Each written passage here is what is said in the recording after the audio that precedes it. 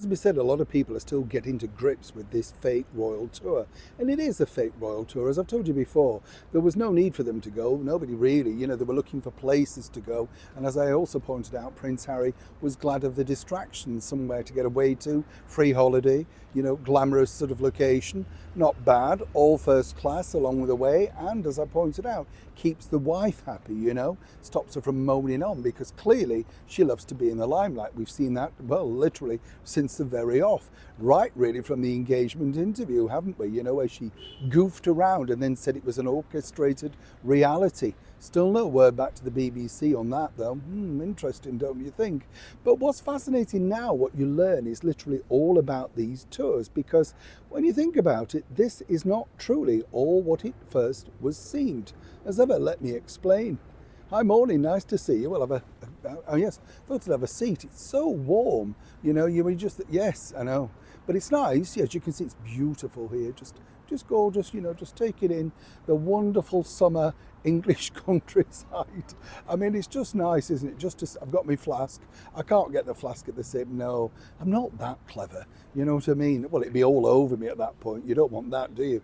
No, certainly not.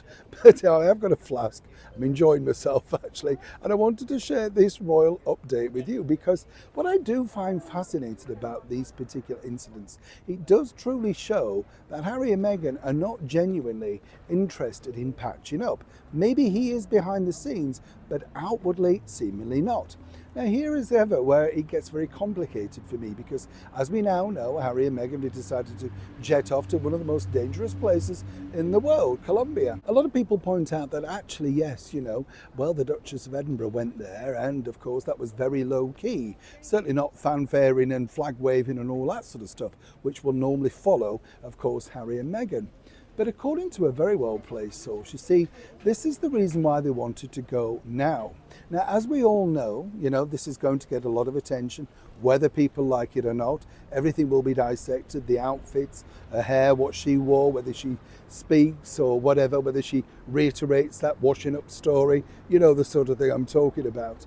But apparently, according to that source, they could have done this in November. That's right.